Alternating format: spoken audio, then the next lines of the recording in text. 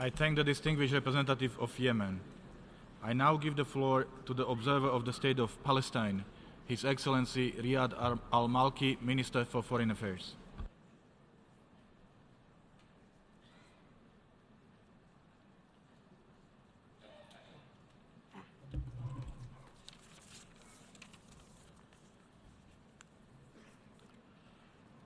معالي رئيس الجمعية العامة الأستاذ أصحاب المعالي والسعادة السيدات والسادة لقد طالبنا بعقد هذه الجلسة الاستثنائية الطارئة العاشرة للجمعية العامة إعلاء لصوت المجتمع الدولي الذي جسدته ردود فعل الشعوب ومواقف الحكومات في جميع أنحاء العالم، كما الأغلبية الساحقة في مجلس الأمن في تصويته على مشروع القرار المؤكد على ثبات الوضع القانوني والسياسي والتاريخي للقدس الشريف وبطلان كل المحاولات لتغيير هذا الوضع. وأشكر هنا المجموعة العربية والدول الأعضاء في منظمة التعاون الإسلامي وحركة عدم الانحياز لدعوتها لعقد هذه الجلسة الطارئة بعدما عرقل استخدام الفيتو قدرة مجلس الأمن على أداء مهامه في حفظ الأمن والسلم الدوليين بالرغم من دعم 14 دولة عضوا في مجلس الأمن للقرار الذي قدمته جمهورية مصر العربية الشقيقة مشكورة. وبات من صلاحية الجمعية العامة تحمل هذه المسؤولية بموجب متحدون من أجل السلام.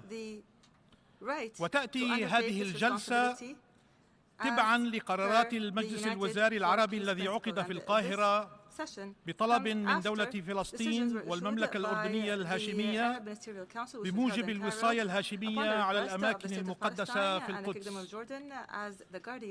والجلسة الاستثنائية للقمة الإسلامية التي عقدت في اسطنبول برئاسة الجمهورية التركية.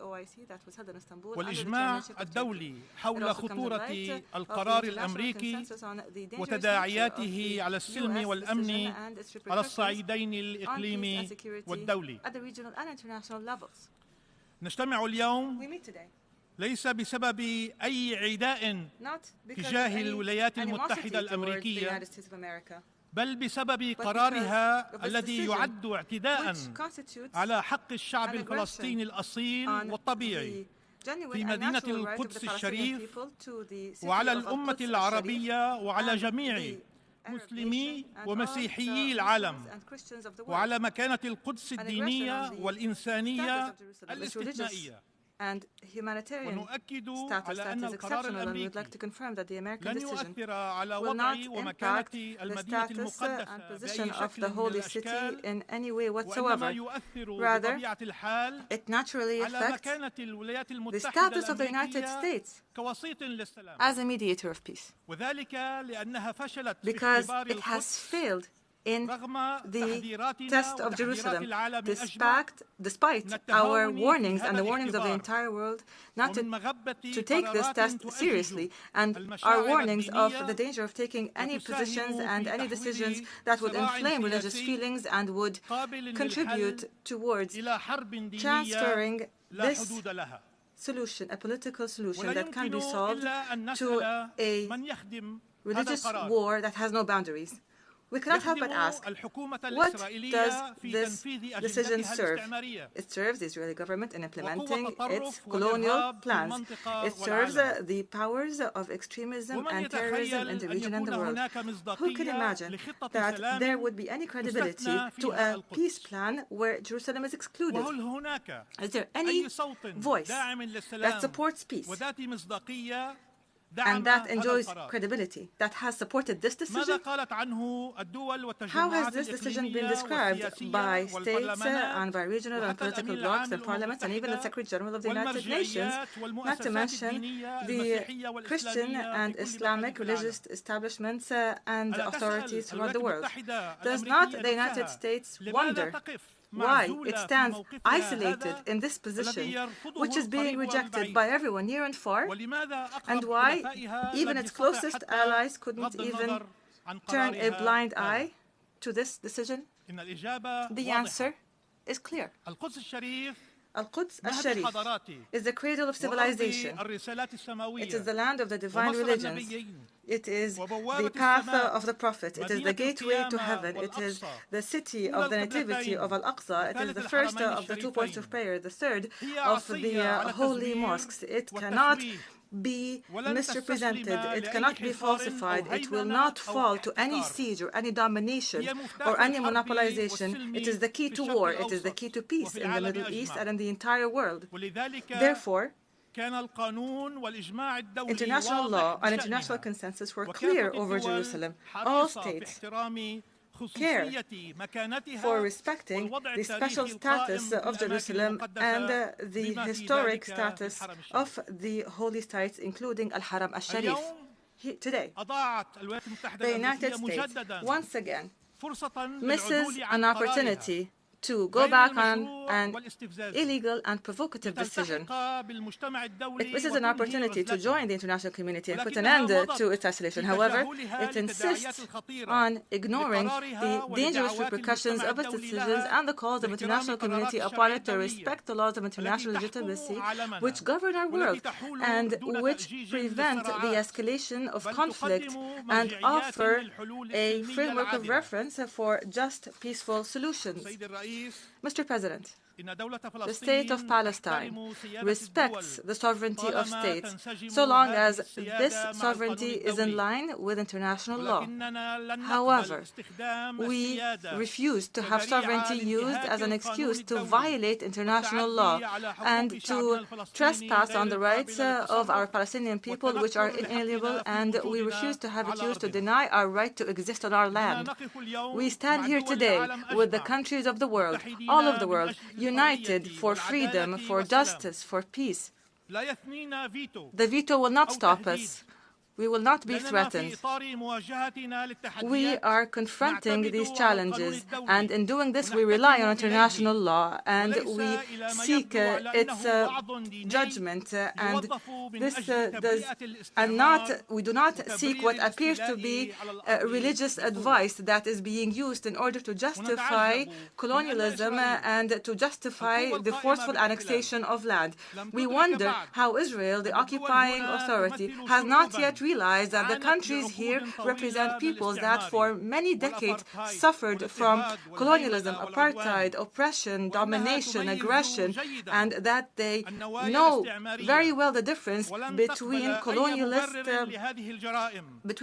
desires and others, and will refuse any kind of justification for these crimes, be it a security justification, religious one, or a national one, because these are justifications that have been exposed by the experience and the struggles of peoples, and these countries and their peoples are loyal, and Palestine will not forget the support that it has received from them in order until they have achieved and regained their freedom and independence. Moreover, these states recognize and understand the rationale for which this international organization was formed over 70 years ago in the aftermath of World War II.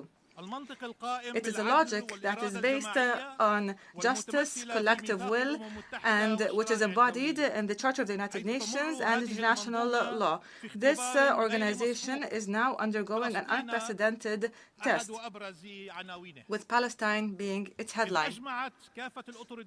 All international frameworks have agreed on our right, on the justice of our Palestinian cause. This includes the General Assembly, the Security Council, the Human Rights Council, the International Court of Justice, and the Conference of the High Contractor Member States of the Fourth Geneva Convention. And today, we trust that the states, in voting, will rely on these bases and these firm foundations, which are also based on a logic that is in line with human civilization. Mr. President, history records names It remembers names. The name of those who stand by what is right, and the names of those who speak falsehoods. And today, we are seekers of rights and peace, despite the oppression and the injustice that has befallen our people, children, women, the elderly. It is an oppression that started with Balfour 100 years ago, to the catastrophe 70 years ago, to the occupation of the West Bank, including East Jerusalem and the Gaza Strip 50 years ago, and until this very day. And despite our march on the path of pain for over a century, we have not wavered in our will to achieve peace whenever we were given the chance. However, colonialism and peace do not meet, and those who choose peace must rescind colonialism, and those who choose colonialism are the enemies of peace. And Israel does not hide its policies and its intentions. The Mediator has decided to take its side and thus acknowledge what is wrong and ignore what is right. This requires the formation of a multilateral international mechanism under the United Nations and on the basis of international legitimacy and the framework of reference of the peace process that would embody the international will to put an end to occupation and conflict and to achieve a just, comprehensive and lasting peace that would guarantee security and peace to all the peoples in the region. The peace process is not the exclusive property of one party, and the question of Palestine is the responsibility of the international community as a whole, including the United Nations, in order to arrive at a just solution that would guarantee the right of the Palestinian people, and in a manner that cannot be limited and tied to the good intentions of the international community, more the occupational power. And these states cannot use the excuse of supporting the dialogue between states to manipulate and maneuver out of the responsibility and duties towards international law, and not recognize the illegitimate status that Israel has created, and not contribute towards the continuation of this process. And it must distinguish between the occupied territories and the occupying power, and it must hold accountable those who commit and perpetrate violations, and it must support the Palestinian people in their just struggle to achieve freedom and independence, including recognizing a Palestinian state within the 1967 borders. Our steadfastness in our land, in our historic land, and our desire to achieve freedom and dignity, and our hope to achieve security and welfare to our people and our future generations is renewed every day. However, the barbarism of the Israeli occupation is taking away the dreams and the future of the Palestinian people.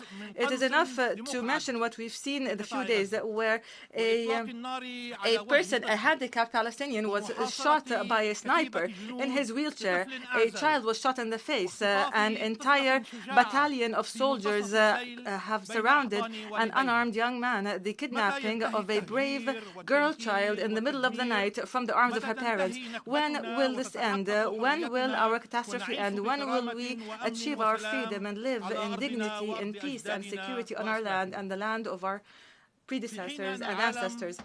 The world is celebrating the birth of Christ over the next few days, but the lights will not be lit in the land of Christ, in Jerusalem, in Bethlehem, and in Nazareth, as a response to attempts to eliminate the Palestinian, Arab, Christian, and Islamic identity of the city, and in affirmation of the unity of the Palestinian people around their cause.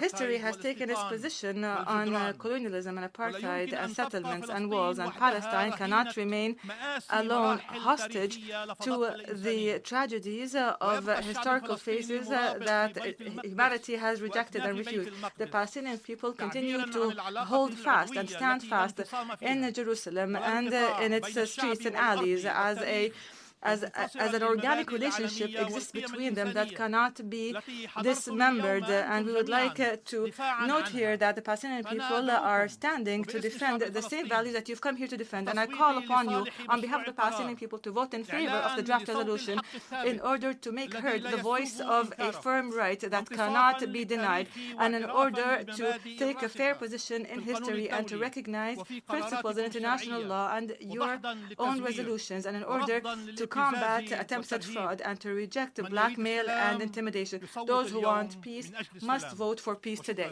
I thank you.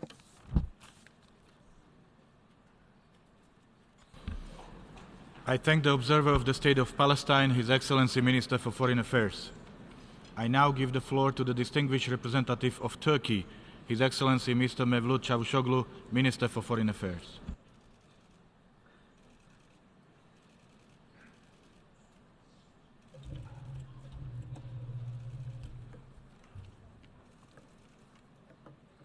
Bismillahirrahmanirrahim. Mr. President, thank you for convening this historic UN General Assembly meeting. I would also like to welcome His Excellency Mr. Riad Malky, the Minister of Foreign Affairs of Palestine. Dear friends, for so many times we came here and said that the Palestinians have the right to live like the rest of us. They have the right to be free and secure. They have the right to be prosperous. And they have the right to enjoy what is their own.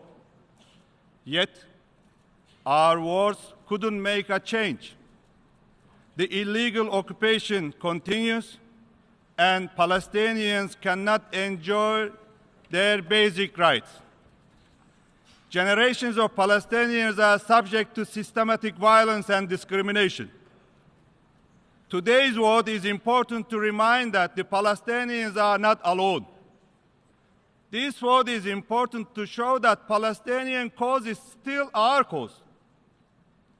Therefore, today we will speak up for justice and peace.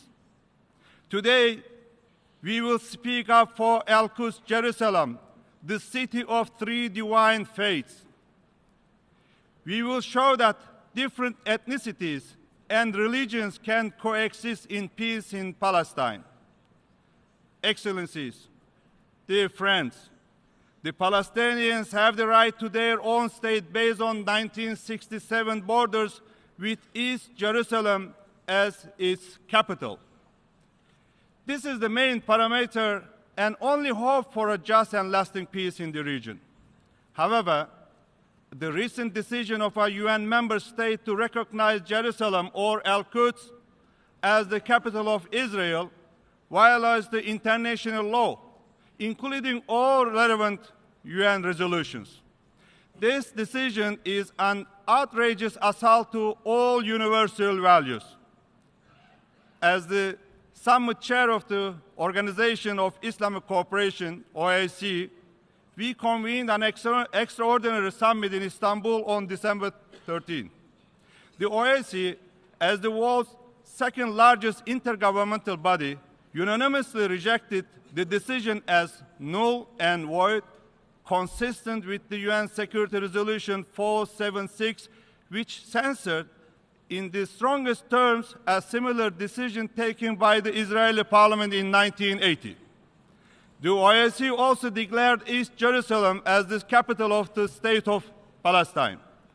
Mr. President, Excellencies, friends, Al-Quds, Jerusalem is a holy city for all three monotheistic religions. It is the responsibility of entire humanity to preserve its historic status. Unilateral decisions on its status threaten the multi-ethnic and multicultural fabric of the city.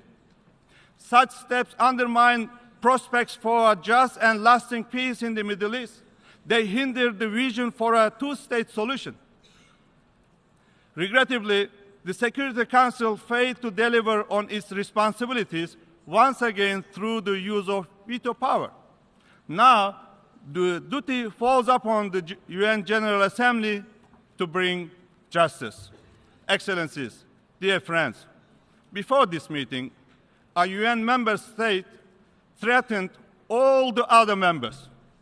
We were all asked to vote no or face the consequences. Some are even threatened with the development aid cut. Such an attitude is unacceptable. This is bullying, and this chamber will not bow to do that. It is unethical to think that the votes and dignity of member states are for sale. Let me put it in this way. We will not be intimidated. You can be strong, but this doesn't make you right. Mr. President, Excellencies, ladies and gentlemen, dear friends, this is a critical moment in history. A vote in favor of the Palestinian people today will place us on the right side of the history. We did it before when we granted Palestine the status of non-member observer state at the UN back in 2012. It is our sincere hope that this vote will pave the way for much-needed peace and justice in the Middle East.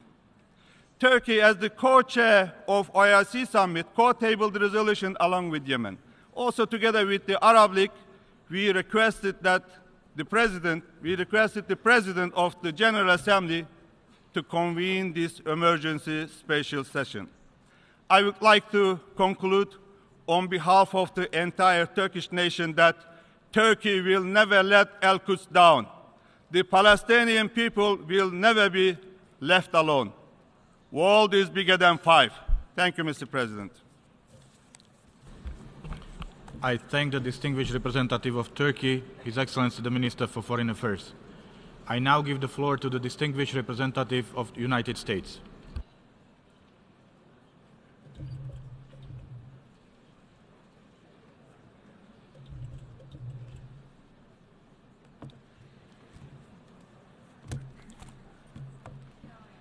Thank you, Mr. President.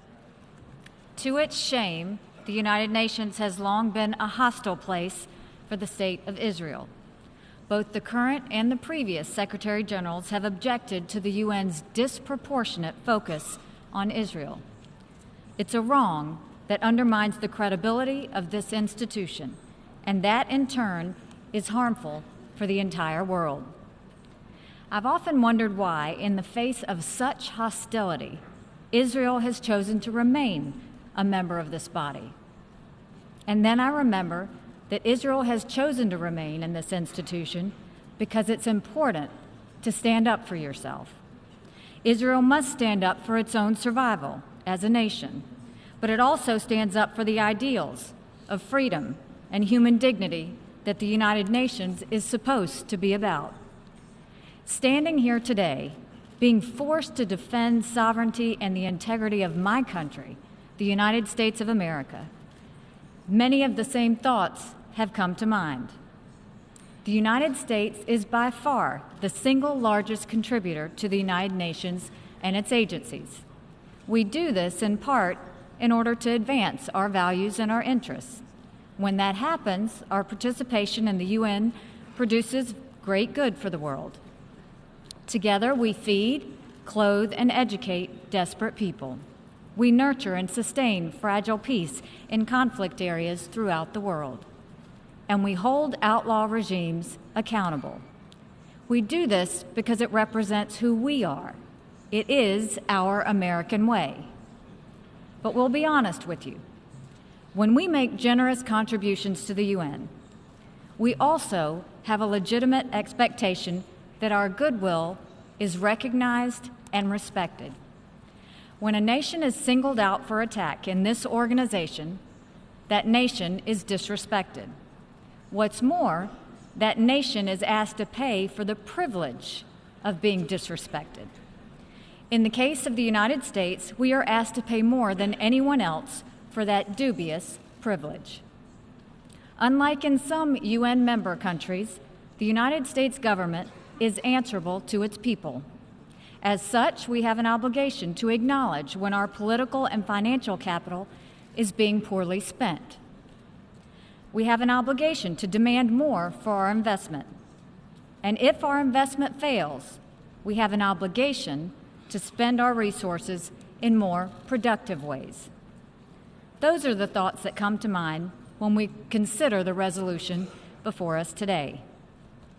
The arguments about the President's decision to move the American embassy to Jerusalem have already been made. They are by now well known. The decision was in accordance to U.S. law dating back to 1995, and its position has been repeatedly endorsed by the American people ever since. The decision does not prejudge any final status issues, including Jerusalem's boundaries. The decision does not preclude a two-state solution if the parties agree to that. The decision does nothing to harm peace efforts. Rather, the President's decision reflects the will of the American people and our right as a nation to choose the location of our embassy. There is no need to describe it further. Instead, there is a larger point to make. The United States will remember this day in which it was singled out for attack in the General Assembly for the very act of exercising our right as a sovereign nation. We will remember it when we are called upon to once again make the world's largest contribution to the United Nations. And we will remember it when so many countries come calling on us, as they so often do, to pay even more and to use our influence for their benefit. America will put our embassy in Jerusalem. That is what the American people want us to do, and it is the right thing to do. No vote in the United Nations will make any difference on that. But this vote will make a difference on how Americans look at the UN and on how we look at countries who disrespect us in the UN. And this vote will be remembered. Thank you. I thank the distinguished representative of the United States. I now give the floor to the distinguished representative of Israel.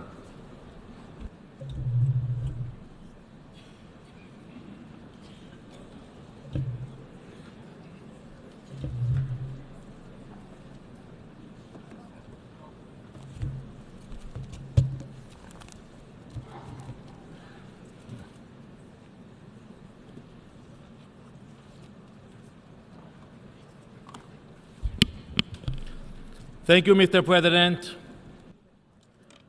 It is shameful for the United Nations that I must stand before you today.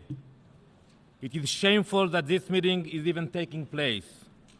Jerusalem is the holiest place on earth for the Jewish people. It is the capital of the state of Israel, period. It is a fact that simply cannot be disputed. King David declared Jerusalem the city of the Jewish people 3,000 years ago. The Jewish Bible mentions Jerusalem 660 times. Our prayers recall Jerusalem's holy name over and over again. As our Prime Minister, the first Prime Minister, David Ben-Gurion, said, and I quote, "Jerusalem is an inseparable part of the history of Israel, of the faith of Israel."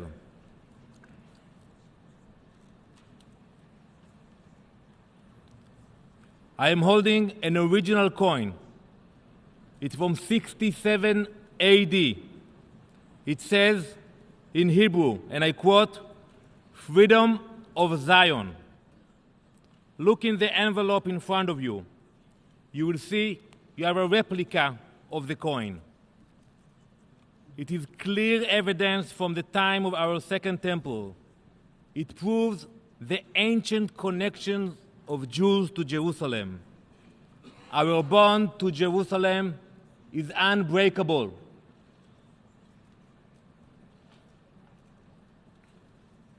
No UNESCO declaration, no empty speeches, no General Assembly resolution will ever drive us from Jerusalem. These are the facts this body does not want to hear. These are the facts this body wishes to ignore.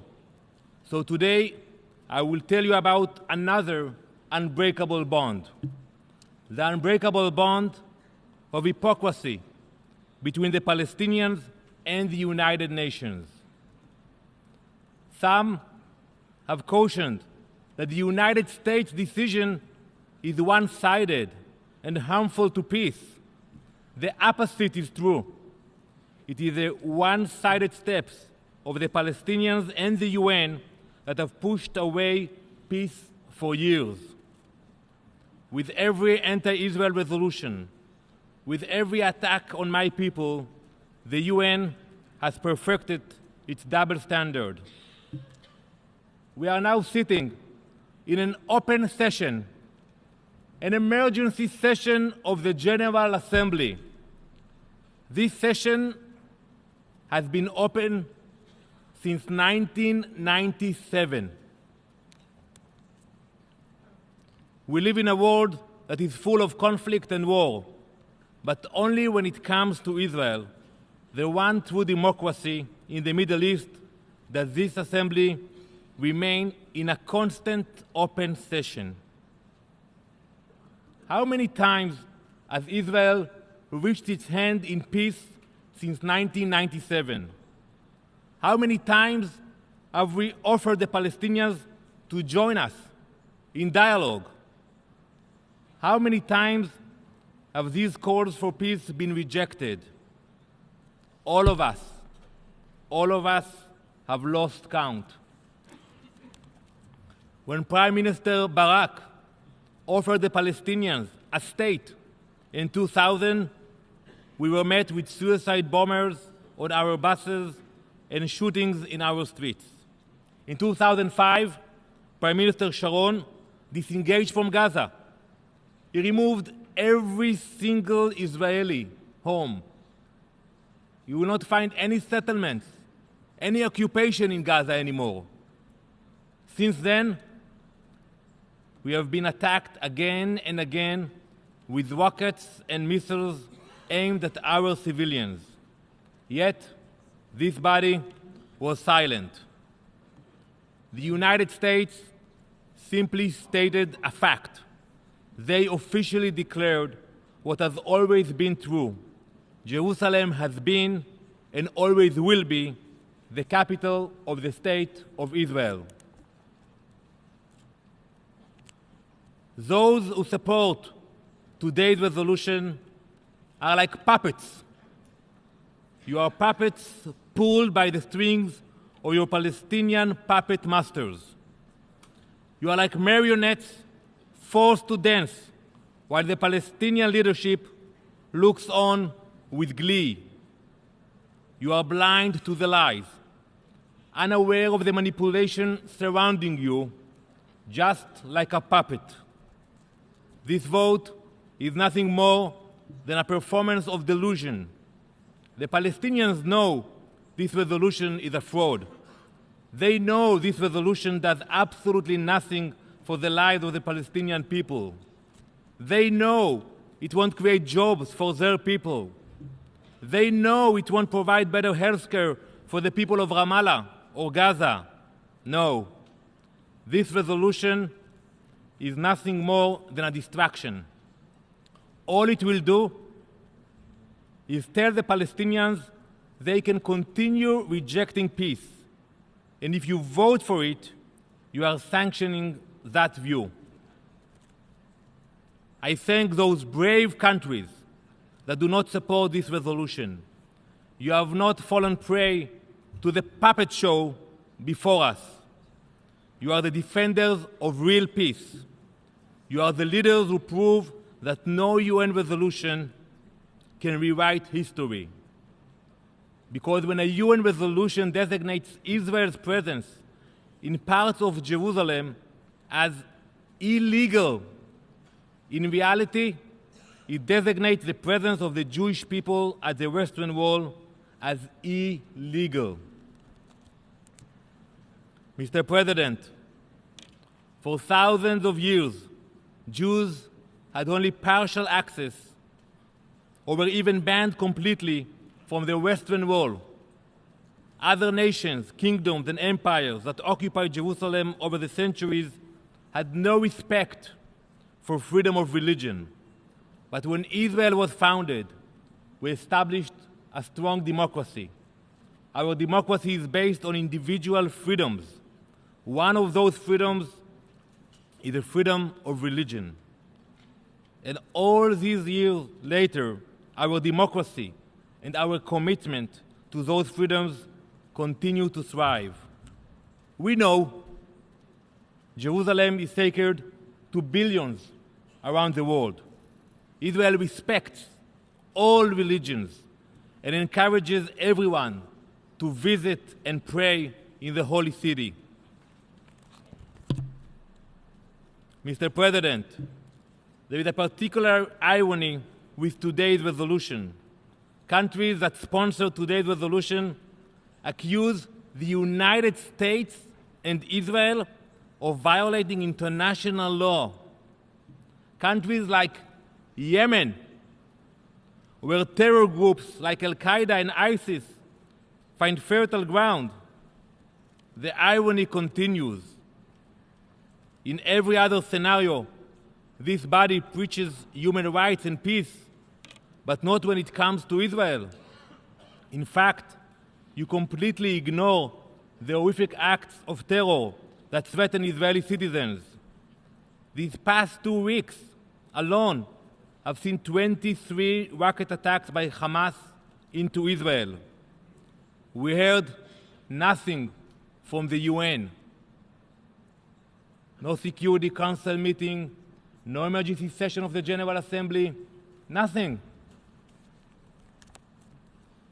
The PA threatened violence and days of rage, but the UN had no condemnation. Mr. President, let me be clear. Violence and terror must never be tolerated. If this body were really united for peace, it would pass a resolution condemning Palestinian violence. This resolution only encourages more violence and instability. It encourages the Palestinian leadership to continue on this dangerous path. You permit them to pursue violence in the name of Jerusalem, the city of peace. Mr. President, Israel is an optimistic country. We returned home after thousands of years in exile. We made the desert bloom and defended our country from countless attacks. 42 years ago, this body, here is the General Assembly, this body adopted a different, shameful resolution. It equated Zionism with racism. It took 16 long years for that hateful resolution to be revoked. I have no doubt that today's resolution will also end up in the trash bin of history. I have no doubt that the day will come when the entire international community will finally come to recognize Jerusalem as the eternal capital of the State of Israel. Thank you. I thank the distinguished representative of Israel. I now give the floor to the distinguished representative of Bolivarian Republic of Venezuela on behalf of the non-aligned movement.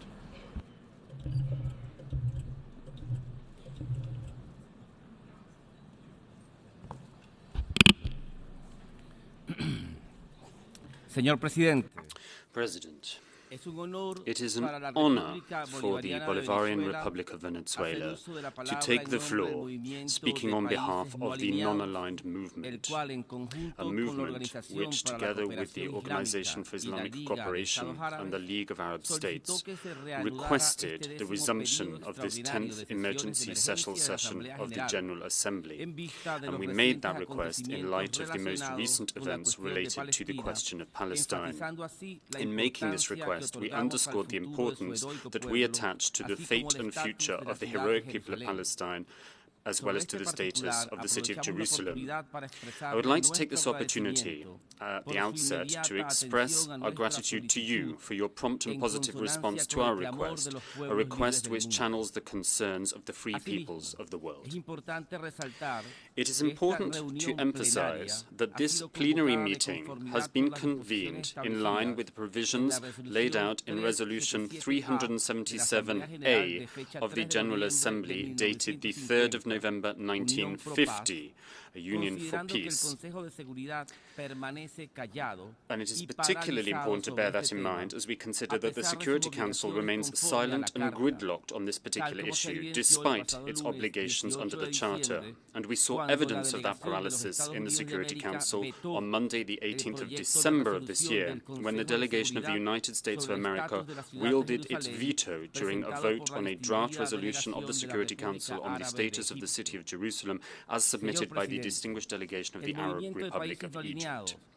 President, the non-aligned movement would like to express how deeply alarmed we are by the ongoing violations perpetrated by Israel, the occupying power, in the occupied Palestinian territory, including attempts to alter the character, status and demographic composition of the city of Jerusalem.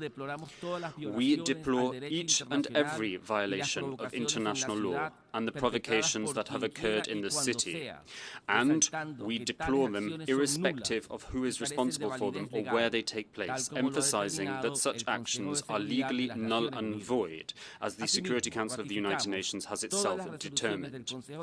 We reiterate our support for all the resolutions of the Security Council and of the General Assembly pertaining to Jerusalem, and we reiterate that Jerusalem is an integral part of the occupied Palestinian territory. Moreover, the member states of the non-aligned movement, or NAM, wish to express their serious concern following the statements and plans announced by the President of the United States of America, Donald Trump, on the 6th of December of this year. His plan and intention to move the embassy of his country to the city of Jerusalem in Israel.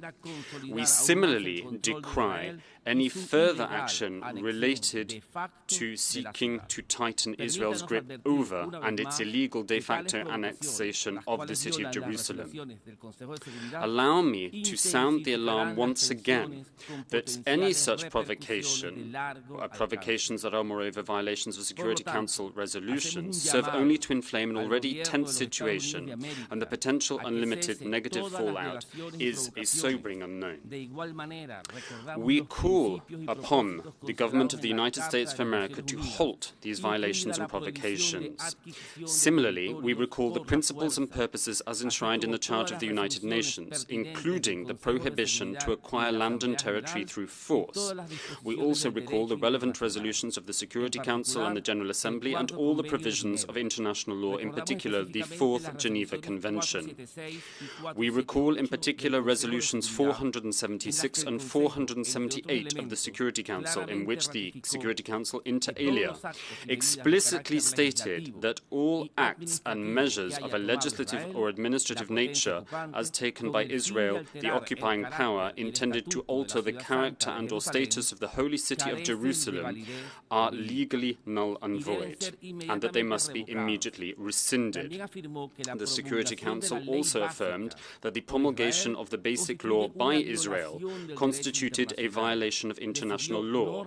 In its resolutions 476 and 478, the Security Council decided not to recognize the basic law and the further measures that Israel, as a result of this law, had taken to alter the character and status of Jerusalem. The Security Council in those same resolutions called upon all member states to abide by its decision, expressly calling upon those states that had established diplomatic representation in Jerusalem to withdraw said diplomatic representations from the holy city. We therefore urge full respect for the relevant resolutions and decisions of the Security Council. Said resolutions and decisions are legally binding on each and every one of us in our capacity as member states of this House. President, the non-aligned movement issues a further warning that against the backdrop of this extremely volatile situation and the slim prospects for achieving a just peace, all provocative, illegal and unilateral actions in Jerusalem, as well as the constant threat of such provocative, illegal and/or unilateral actions, in addition to weakening the possibilities of achieving the two-state solution on the basis of the pre-1967 borders, could also seriously destabilize what is already a very fragile situation, a powder keg on the ground, with dangerous consequences. For this reason, the movement further recalls Resolution 2334 of the Security Council, adopted almost a year ago, in which the Council underscored inter alia that it will not recognize any change to the 4th of June 1967 borders, including with respect to Jerusalem, that are not agreed to by the parties through negotiation. In 2334, the Security Council called upon the parties to refrain from engaging in acts of provocation and incitement, to refrain from making statements and declarations that only entrench hostilities, and to refrain from such acts for, amongst other purposes, the goal of de-escalating the situation on the ground, restoring trust, and demonstrating through political and other measures a genuine commitment to the two-state solution, and to foster the necessary preconditions for promoting peace. In light of the aforementioned, the member states of the NAM wish to reiterate their commitment to contribute to finding a fair, peaceful and lasting solution to the question of Palestine, covering all aspects of said question, commensurate with international law.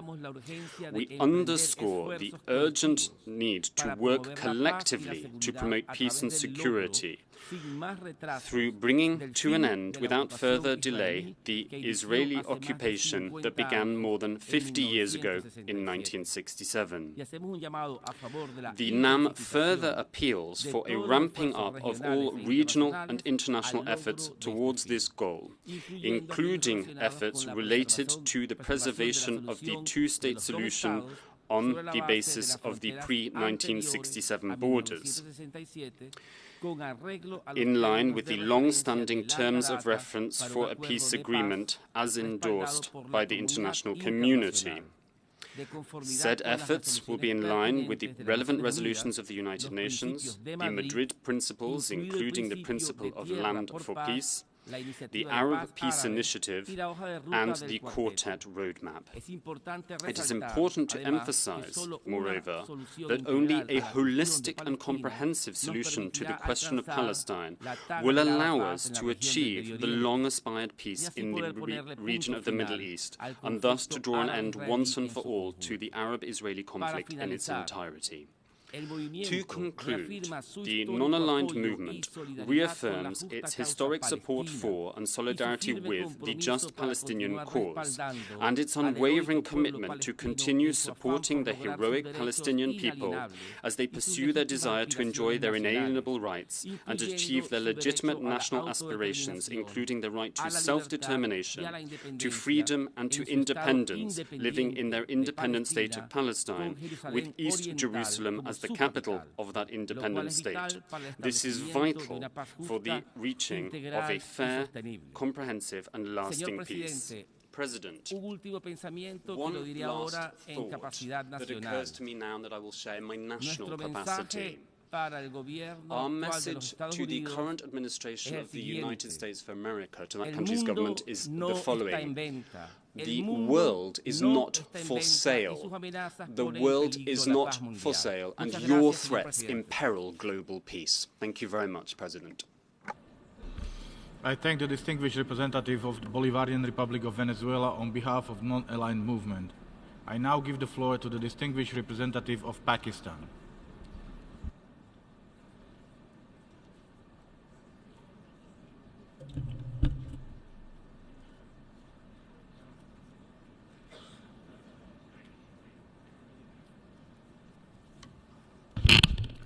Thank you, Mr. President.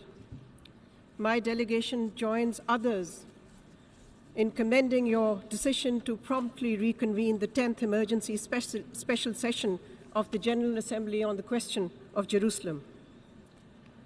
In the face of this new challenge, where unilateral actions by one country are set to undo decades of work of the international community and to defy international law, this Parliament of man, this Parliament of the world, is the right and appropriate forum to send a reassuring message to the suffering and the long oppressed people of Palestine, who have been losing hope in the possibility of securing a viable, contiguous, and independent state of Palestine, as well as losing hope in the effectiveness of the United Nations to address their plight. Mr. President, on behalf of the people and the government of Pakistan, I wish to reiterate that the US decision to recognize Jerusalem as the so-called capital of Israel and to relocate its embassy to the Holy City constitutes a clear violation of international law and is contrary to the provisions of several United Nations Security Council and General Assembly resolutions. We regret and we reject this action and urge the United States to rescind its decision. Mr. President, we find ourselves at one of history's turning points. The extraordinary developments of the past few weeks warrant an equally extraordinary response from us. We must uphold the prevalent and time-honored norms, both legal and moral. We must also recommit to thwarting any and all attempts to violate the inalienable rights of the Palestinian people and the ultimate goal of a two-state solution. My delegation believes that the US veto earlier this week in the Council represents a dangerously misplaced strategy. The veto attempted to legitimize a declaration that is already null and void and lacks any legality. Through the resolution that we will adopt today, the rest of the world will say clearly and unambiguously that it cannot and will not be complicit in any act of illegality. Mr. President, support to the Palestinian cause and the defense of Al-Quds Al-Sharif has been a pillar of my country's foreign policy. Our support remains unwavering and will always remain unwavering, despite the kind of threats that we have received in recent days. My country has always demonstrated its solidarity with the Palestinian people and their legitimate aspirations. Our parliament, both the Senate and the National Assembly, have unanimously echoed these sentiments. We all stand firmly behind the Palestinian people and behind their just struggle. Let me recall that the first ever standalone General Assembly resolution on Jerusalem, GA Resolution 2253, adopted on 4th of July 1967, at an emergency special session of the General Assembly was led and sponsored proudly by Pakistan. Today, equally proudly, Pakistan will join the rest of the international community in adopting this landmark resolution to collectively reject the revisionist decision of the United States. We have also co-sponsored this resolution. Finally, Mr. President, in conclusion, let me say, a viable, independent, and contiguous state of Palestine on the basis of internationally agreed parameters, the pre-1967 borders, and with Al-Quds Al-Sharif as its capital, remains the only sustainable guarantee for securing and enduring peace in the Middle East. No other plan will ever constitute a just solution. No other plan will work. No other plan will succeed. And no other plan will be acceptable by us. Thank you. I thank the distinguished representative of Pakistan. I now give the floor to the distinguished representative of Indonesia.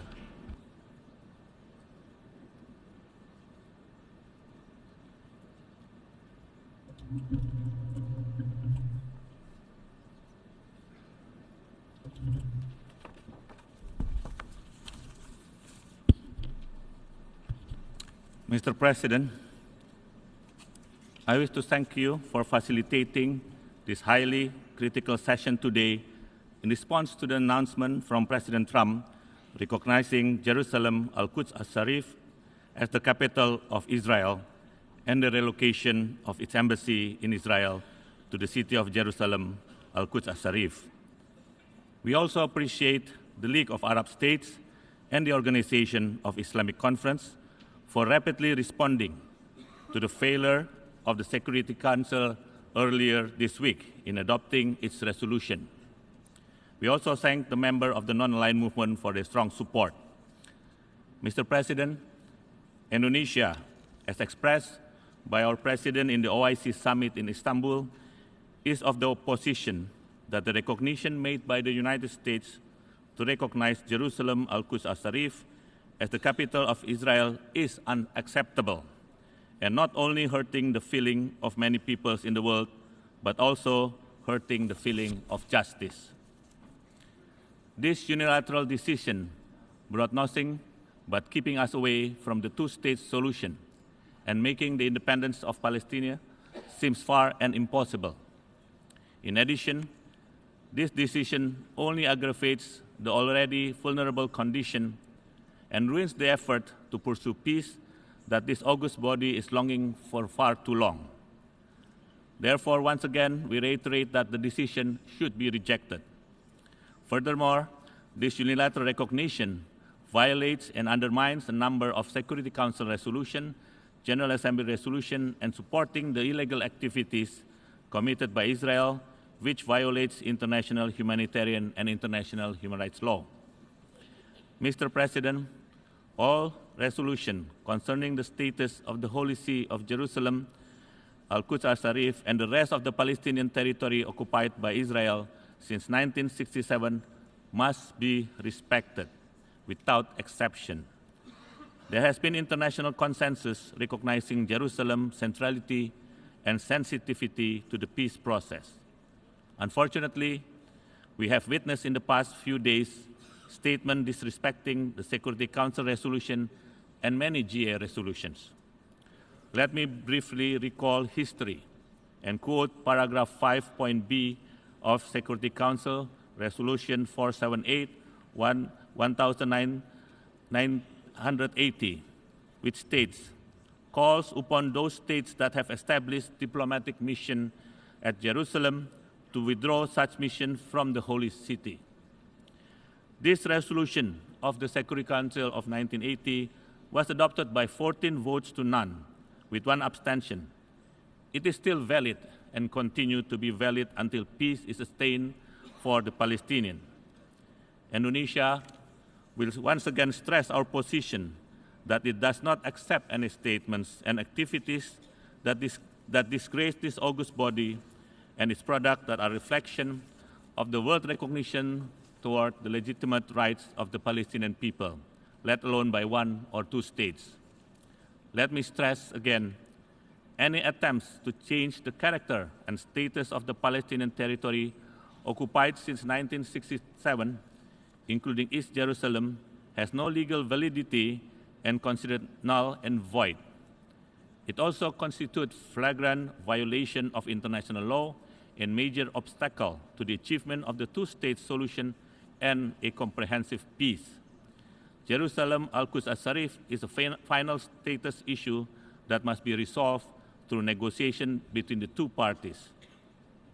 It is up to us here in this chamber as peace-loving nation, the ones that must uphold the rule of law, justice, and the dignity of this multilateralism. We need to demonstrate our good faith and trust to the system for the maintenance of peace and security. I call once again on all peace-loving nations to support the resolution that has been forwarded by Yemen and Turkey on behalf of the many co-sponsors, including Indonesia.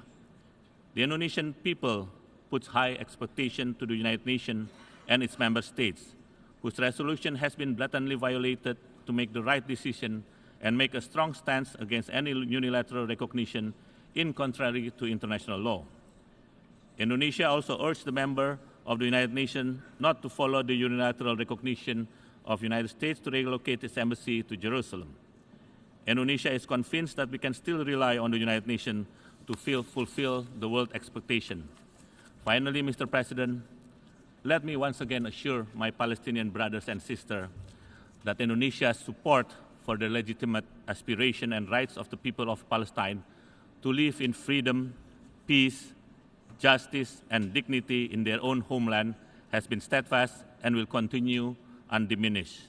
As I stand here in this august chamber, representing the people of Indonesia, a sovereign country and one of the biggest democracies in the world, a master of its own destiny and decision, to once again reaffirm our strong commitment to always stand with the Palestinian people for their legitimate and inalienable rights. Our support will never cease. It will never weaken. Indonesia tidak akan pernah mundur sejengkal pun dalam perjuangan kemerdekaan Palestina. I thank you, Mr. President. I thank the distinguished representative of Indonesia. I now give the floor to the distinguished representative of Maldives.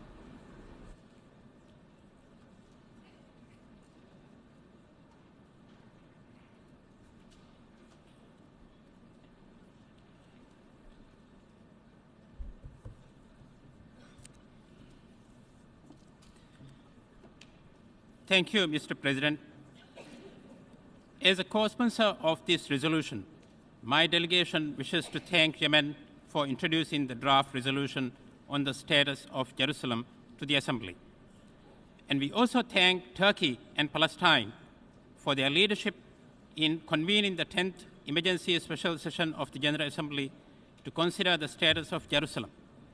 My government applauds the visionary leadership that President of the State of Palestine, His Excellency Mr. Mahmoud Abbas, is demonstrating on this issue, and in particular, the Palestinians' unwavering faith in the United Nations. The current international system that emerged with the establishment of the United Nations is based on international law. It is a system in which nations of the world, from the greatest powers to microstates, have all pledged as they signed onto the UN Charter to respect, to defend, and to abide by international law. Every member state of the UN, including Israel, is bound to respect and to implement the resolutions of the Security Council in good faith. The Security Council has declared in clear and simple terms that Israel's occupation of the State of Palestine is illegal. Its annexation of the East Jerusalem is illegal. And the decision by any country to recognize Jerusalem as Israel's so-called capital and the relocation of diplomatic missions to Jerusalem is also illegal and should be construed by the international community as null and void. It is reassuring to see that 14 out of the 15 members of the Security Council earlier this week voted to uphold international law with regard to the status of Jerusalem. The General Assembly, by adopting the resolution on Jerusalem today, will demonstrate the international consensus on the issue.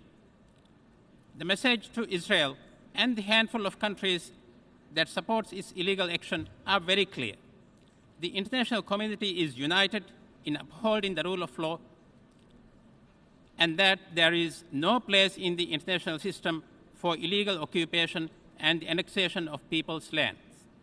Israel needs to understand that the final status of Jerusalem can be decided through a negotiated settlement, that any unilateral action to recognize Jerusalem would be in violation of international law and the relevant Security Council resolutions on this matter.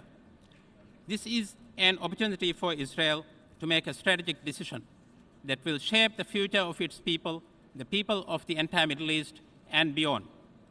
My government appeals to Israel to withdraw from illegal occupation of Palestine and to help create conditions for the establishment of an independent and sovereign state of Palestine that can coexist side by side with Israel within secure and recognized borders based on 1967 lines, with East Jerusalem as its capital.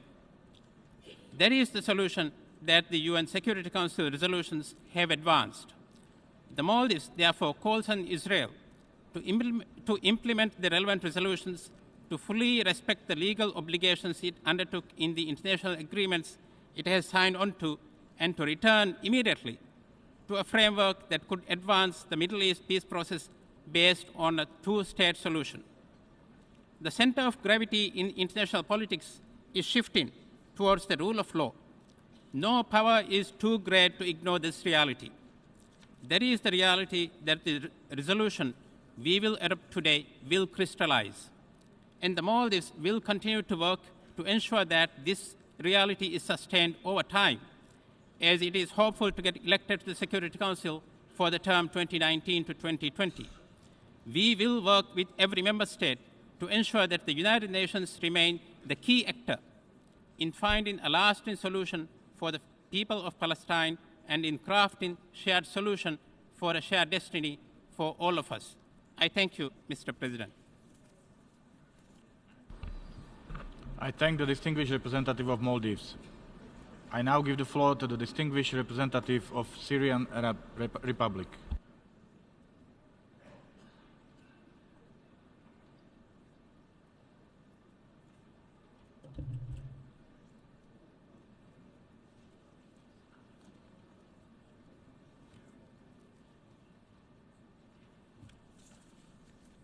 السيد الرئيس.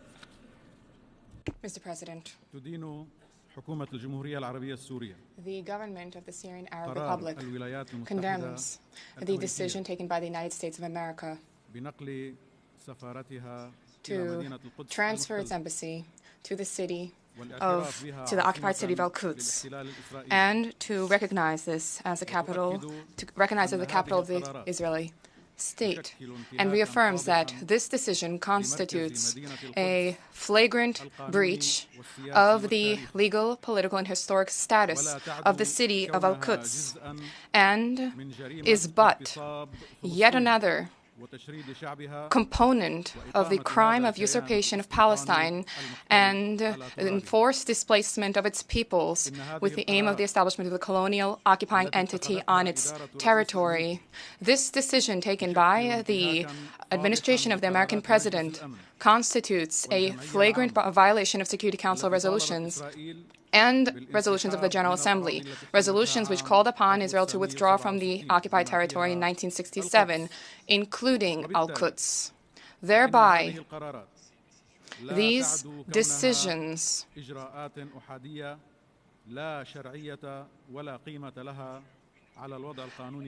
are part of the unilateral actions which have no action and no impact on the legal status of Al-Quds. Their gravity lies in the fact that this constitutes an official declaration of the United States administration that it has never been and will never stand as a neutral party nor a qualified mediator in any attempt to attain a peaceful settlement to the Israeli-Palestinian conflict. Mr. President, the Syrian Arab Republic vehemently condemns the United States exercise of the veto against the draft resolution on the status of Jerusalem at the Security Council. This is yet another confirmation of the disdain of the United States, the disdain vis-à-vis international law and flagrant violation of international legitimacy, and it unmasks their unlimited support for the racist colonial Zionist entity, which undermines the rights of the Palestinian people. The Syrian Arab Republic, Mr. President, despite the terrorist war which we are enduring with all the challenges that this carries, has never and will never throw in the towel, and we will never renounce our unwavering position vis-à-vis the Palestinian question and vis-à-vis the rights of Christians, Palestinians, and Muslims in the city of Al-Sharif. And we shall spare no effort in restitution of all occupied Arab territories. The Syrian Arab Republic has been and continues to stand firm with a position of principle. We support the right of the Palestinian people to self-determination and to the establishment of an independent state on its national territory with Al-Quds as the capital, and the guarantee for the right of return of refugees pursuant to Resolution of 1948, Resolution 194, and the state of Palestine as an observer member of the United Nations. And we call for it to stand as a full-fledged member with all rights within this body. By way of conclusion, we reiterate our call upon the United Nations to shoulder its responsibility in the implementation of Security Council resolutions and General Assembly resolutions with the aim of putting an end to the suffering of the Palestinian people and putting an end to the Israeli occupation of Arab territories and with the establishment of a Palestinian state with Al-Quds as its capital, which is what is taking place today, irrefutably reflects the fact that the United States of America is not concerned by any settlement, a fair and comprehensive settlement to the conflict. And the arrogance of that country has risen to the level of threatening states and intimidating states if said states uphold the rights of the Palestinian people and seek to ensure respect for Security Council and General Assembly resolutions. This is a superpower which views the United Nations as a national institution and deals with members of the body as school students who must be punished when they fail to yield to their authority and hegemony. Thank you, Mr. President. I thank the distinguished representative of Syrian Arab Republic. I now give the floor to the distinguished representative of Bangladesh.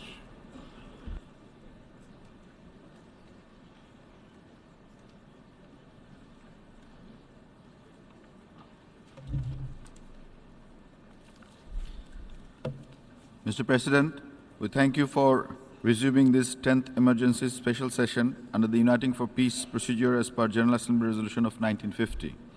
Bangladesh aligns itself with the statements delivered on behalf of NAM and OIC. Our Honorable President attended the 6th Extraordinary OIC Summit held in Istanbul on 13 December 2017, convened by Honorable President Erdogan to articulate our views on the Middle East peace process, including the question of East Jerusalem. Our Honorable Prime Minister also reaffirmed our unequivocal position on East Jerusalem as the capital of an independent and viable state of Palestine. Bangladesh remains deeply concerned over any decision or announcement that may compromise the status of East Jerusalem as a final status issue in the Middle East peace process and contribute to changing its historical and legal status, its demographic structure, and its historic Arab-Islamic character. We remain concerned over the possible grave consequences and threats to international peace and security to be inflamed by such decision and action, raising new waves of tension, hostility, and violent extremism in the already volatile Middle East that is likely to spill over to other parts of the world.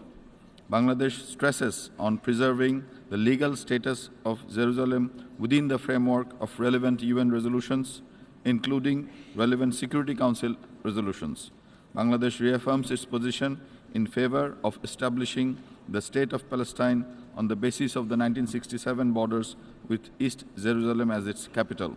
Bangladesh urges all parties concerned to take a pragmatic approach to the Middle East peace process in reaching a two-state solution for enduring peace and stability in the region. As Bangladesh strives to deal with massive ongoing influx of forcibly displaced people from Myanmar's Rakhine state, we continue to associate ourselves with any call or initiative to bring to closure protracted conflicts that continue to foment indignation, intolerance, and mindless violence, threatening to spare no one in the international community. Bangladesh supports the draft resolution in keeping with our constitutional obligation, our long-standing principled position on the question of Palestine, and our commitment to international peace and stability and to the principles of international law. I thank you, Mr. President. I thank the distinguished representative of Bangladesh. I now give the floor to the distinguished representative of Cuba.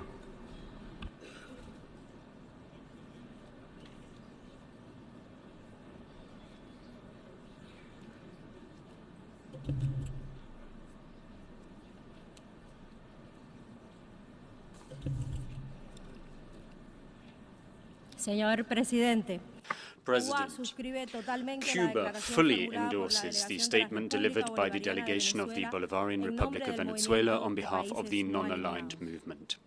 We also support the statements delivered by the Minister of Foreign Affairs of Turkey on behalf of the Organization of Islamic Cooperation and the statement delivered by the delegation of Yemen on behalf of the Arab Group.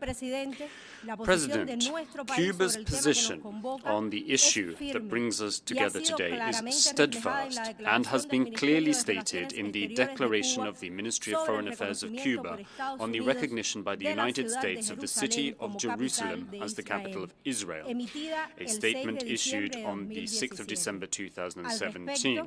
In this regard, the Ministry of Foreign Affairs of the Republic of Cuba expresses its deepest concern about and rejection of the U.S. President's unilateral declaration of the city of Jerusalem as the capital of Israel, which is a serious and flagrant violation of the UN Charter, of international law, and of the relevant United Nations resolutions. This intention of the United States government to change Jerusalem's historic status undermines the legitimate interests of the Palestinian people and of the Arab and Islamic nations. It will have serious consequences for stability and security in the Middle East, will further exacerbate the tensions in the region, and will hinder any effort to resume Israeli-Palestinian peace talks.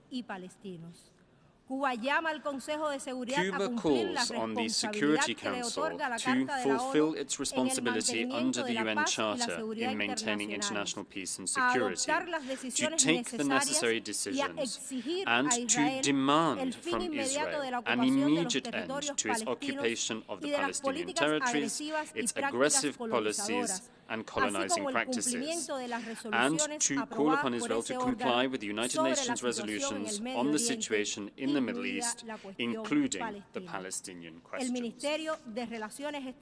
The Ministry of Foreign Affairs reiterates that Cuba will continue to support a comprehensive, just, and lasting solution to the Palestinian-Israeli conflict on the basis of a two-state solution to realize the right of the Palestinians to self-determination and to have an independent, sovereign state with its capital in East Jerusalem and within its pre-1967 borders.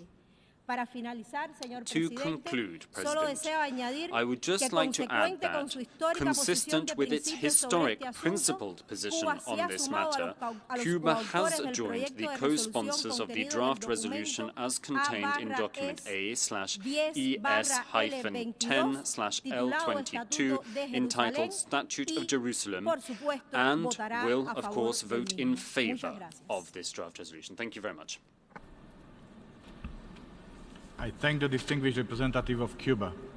I now give the floor to the distinguished representative of Islamic Republic of Iran.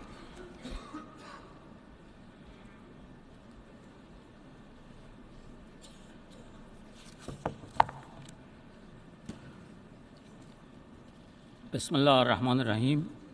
Mr. President, over the course of the last several decades, the Israeli regime has continuously committed a host of crimes by occupying the Palestinian land, killing and displacing Palestinians while enjoying total impunity.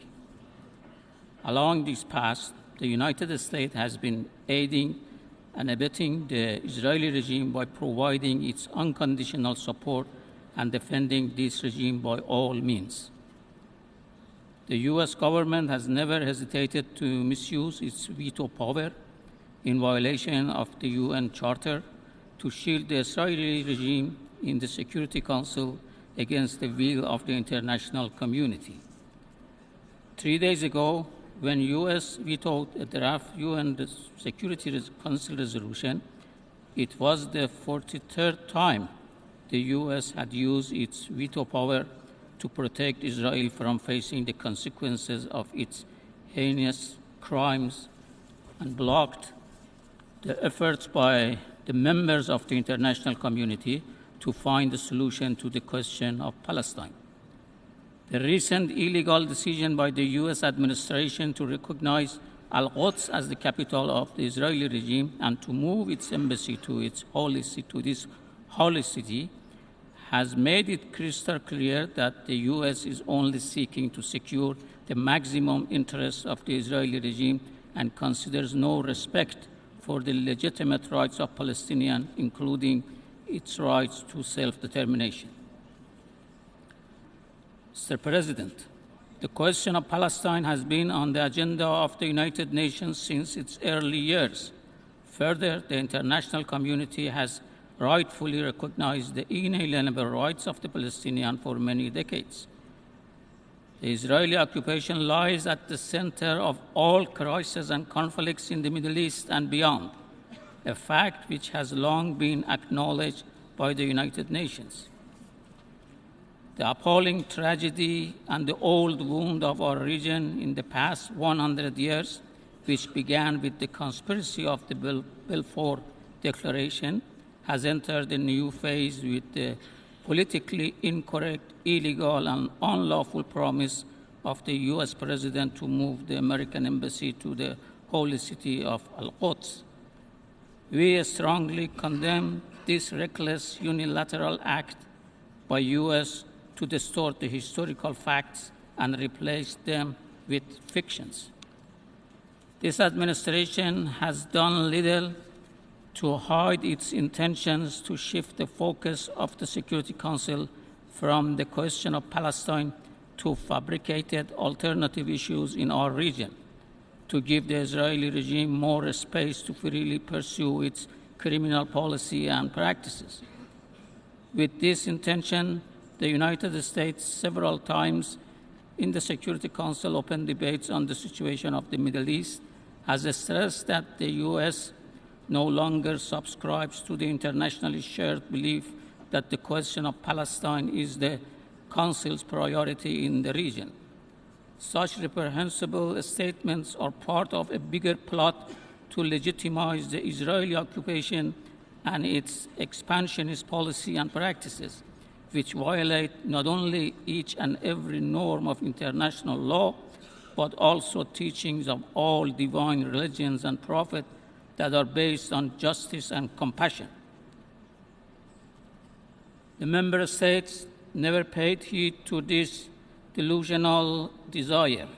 This General Assembly meeting, as well as the recent Security Council meeting on this issue, are clear manifestation that the U.S. plan has failed and the occupation of Palestine and Al-Quds stand at the center of all conflicts in the Middle East. In conclusion, Palestine is in the heart and minds of all Muslims as well as all peace-loving nations around the globe. Denying this fact is equal to being accomplice with the Israeli illegal occupation and actions and ignoring human conscience. The Islamic Republic of Iran expresses its solidarity with the oppressed people of Palestine during this difficult time. I thank you, Mr. President. I thank the distinguished representative of Islamic Republic of Iran. I now give the floor to the distinguished representative of China.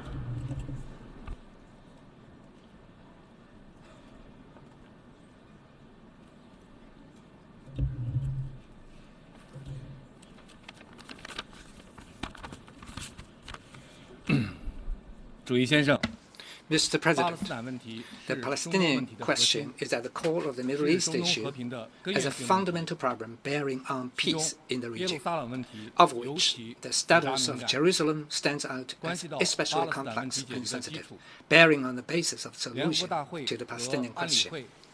Quite a number of resolutions of the General Assembly and the Security Council contain provisions on the status of Jerusalem. Under the current circumstances, we call on the international community to remain united in a joint effort to pursue peace, facilitate the de-escalation of Jerusalem-related situation for the greater good of stability and tranquility and peace process in the Middle East. The two-state solution is the right path to the political settlement of the Palestinian question. The international community needs to build on the relevant UN resolutions, the principle of land for peace and our peace initiative, to scale up efforts to facilitate the resumption of negotiations and settle the crucial issues, including the final status of Jerusalem, and achieve a comprehensive, just, and lasting settlement of the Palestinian question. China has been firmly supporting and facilitating the Middle East peace process. We support the just cause of the Palestinian people in restoring their national legal rights, support the establishment of independent state of Palestine based on pre-1967 border with East Jerusalem as its capital and with full sovereignty. China's position as such will never change. President Xi Jinping of China put forward a four-point proposal last July on the settlement of the Palestinian question, including the promotion of a political process based on the two-state solution, adherence to the common, comprehensive, cooperative, and sustainable vision of security, further coordination of the international efforts to enhance the synergy for peace, holistic approach to development for peace. China will continue to play its constructive role in promoting a political solution to the Palestinian question in the interest of peace, stability, and development in the Middle East. Thank you, Mr. President. I thank the distinguished representative of China. I now give the floor to the distinguished representative of Malaysia.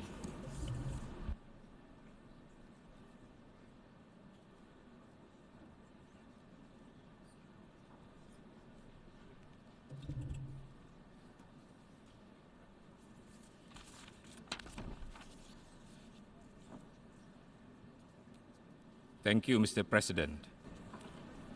At the outset, I wish to extend my appreciation and commend you, Mr. President, for the timely convening of this important emergency special session of the General Assembly following the failure of the Security Council to adopt a similar resolution on Jerusalem introduced by Egypt on Monday, 18 December. Allow me to also extend my delegation's appreciation to Yemen for tabling the draft resolution A/ES 10/L22 on the status of Jerusalem at this session. My delegation wishes to align itself with the statement delivered earlier on by Venezuela on behalf of the non-aligned movement. Mr. President, Malaysia joins the international community in expressing our deep concern and reject the decision by the United States to recognize Jerusalem as the capital of Israel and relocate its embassy from Tel Aviv to Jerusalem. Such a move undermines efforts towards finding a comprehensive, just, and durable solution to the Palestinian-Israeli conflict. It has caused dismay and frustration to the majority of member states, particularly the Palestinians and the Muslim world, including those who wish to see peace, stability, and security in the region. It is also an infringement of the Palestinian people's right and their right to self-determination. The decision also goes against relevant UNSC resolutions, such as Resolution 478/1980 and Resolution 2334/2016, which provided the foundations for the peace process that affirmed the city of Jerusalem as a final status issue which must be resolved through bilateral negotiation between Palestine and Israel under the framework of the two-state solution. Mr. President, the issue of Al-Quds Al-Sharif is at the heart of the Palestinian cause. Recognition of Jerusalem as the capital of Israel endorses Israel's brutal occupation and repressive policies, which have caused immense suffering to the Palestinian people. We are concerned that this dire situation will only feed into the agenda of the extremists and frustrate our collective efforts in our bigger objective of combating terrorism and ending the vicious cycle of violence. The impasse in the Middle East peace process needs pragmatic solutions based on the relevant UNSC resolutions and UNGA resolution and based on international law and norms. And we hope the United States can make a helpful contribution by rescinding its decision and shouldering its responsibility in helping to achieve a comprehensive and lasting peace on the basis of the two-state solution. Mr. President, Malaysia continues to believe that a two-state solution where the Palestinians and the Israelis living side by side in peace based on the pre-1967 borders with each Jerusalem as the capital of Palestine is the only viable solution to this long-lasting conflict. I thank you, Mr. President. I thank the distinguished representative of Malaysia. I now give the floor to the distinguished representative of the Democratic People's Republic of Korea.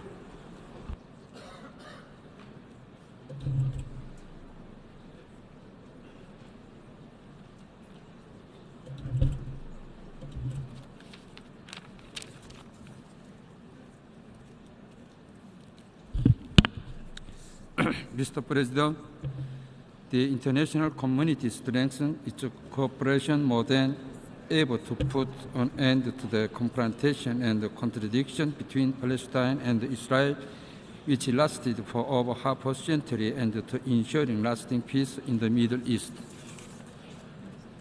At the 70th Summit of the Non-Aligned Movement, held in Venezuela last September, the heads of state and government reaffirmed their commitment to defend the interests of developing countries in the issue directly related to the world peace and security, such as the situation in the Middle East, including the question of Palestine, by promoting multilateralism, especially by strengthening key role of the United Nations.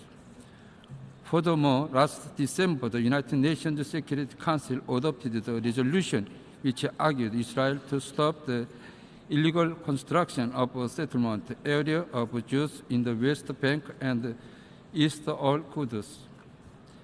The decision by U.S. President Trump to recognize Quds as the capital of Israel and to move the U.S. Embassy there will deserve a global condemnation and rejection, as it is an open defiance of and an insult to the international legitimacy and the unanimous will of the international society. The state of Quds remains so sensitive that it for sure should be solved fairly by means of legitimating the national rights of the Palestinian people and striking a comprehensive and lasting solution of the Middle East problems.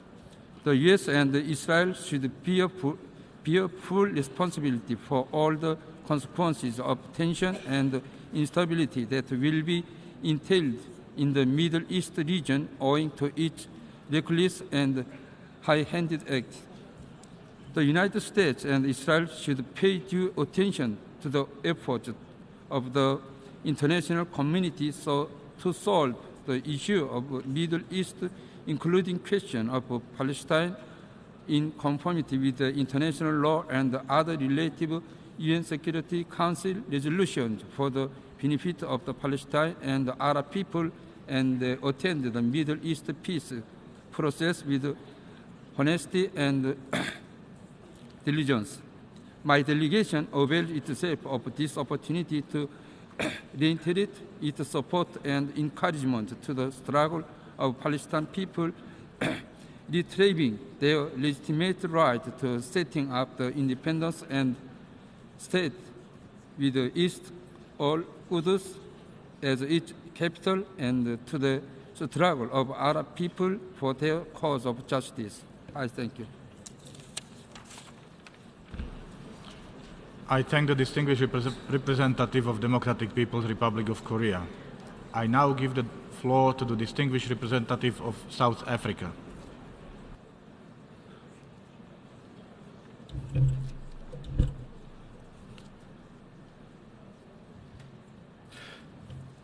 Mr. President, I would like to thank you for convening this meeting. South Africa's position with regard to Jerusalem is a principled one, which is represented in relevant United Nations General Assembly and Security Council resolutions. We believe Jerusalem is a final status issue to be resolved through direct negotiations between the two parties on the basis of the relevant Security Council and General Assembly resolutions that inform our position to support and co-sponsor this draft resolution. We would further like to state we align ourselves with the NAM statement as delivered by Venezuela. South Africa is deeply concerned that unilateral action by the United States to recognize Jerusalem as the capital city of Israel undermines progress that has been registered within the context of the Middle East peace process, the MEPP. We believe that the MEPP seeks to secure a lasting, sustainable peace between the State of Israel and the State of Palestine. We believe the decision by the U.S. government to relocate the U.S. Embassy to Jerusalem is regrettable and is not constructive in advancing a sustainable solution in the MEPP. The South African government remains in favour of a two-state solution for Palestine and Israel based on the international recognition and independence of the State of Palestine based on the 4 June 1967 borders with East Jerusalem as its capital, with the peoples of Palestine and Israel existing peacefully, side by side, in two independent states. We also recall all United Nations resolutions, including Security Council Resolution 47-6, 1980, and 47-8 of 1980 as well, to which the Council inter alia reconfirmed that all legislative and administrative measures and actions taken by Israel, the occupying power, which purport to alter the character and status of the holy city of Jerusalem, have no legal validity and must be rescinded forthwith, affirmed that the enactment of the basic laws by Israel constitute a violation of international law, decides not to recognize the basic law and such other actions by Israel that, as a result of the law, seek to alter the character and status of Jerusalem, and call upon all member states to accept this decision, and called upon those states that have established diplomatic missions at Jerusalem to withdraw such missions from the holy city. In this regard, we call for the full respect of the relevant Security Council resolutions and decisions. Mr. President, South Africa continues to believe that the best option for the resolution of the Arab-Israeli conflict is premised upon, firstly, the inalienable right of the Palestinian people to self-determination and independence, which entails a principled position against the military occupation of the Palestinian people and their land. Secondly, the right of both the peoples of Israel and Palestine to live side by side in peace in their own states with internationally recognized borders. Thirdly, a belief that there can be no military solution to the conflict and that peaceful negotiations is the only means of ensuring lasting peace, security and stability. And fourthly, a commitment to multilateralism in order to secure a sustainable solution and a rules-based international order. Finally, we appeal to the government of the United States of America to reconsider its decision to relocate its embassy in Israel to Jerusalem, as such a move compromises and undermines the principles of a two-state solution based on a peaceful coexistence between the peoples of Israel and Palestine. I thank you. I thank the distinguished representative of South Africa. I now call on the observer for the observer state for the Holy See.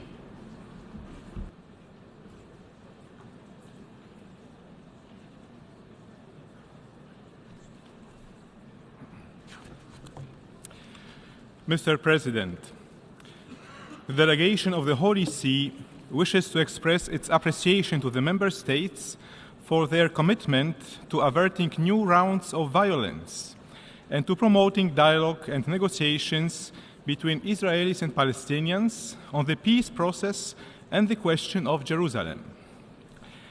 At the same time, it wishes to recall the obligation of all nations to respect the historical status quo of the Holy City in accordance with relevant UN resolutions.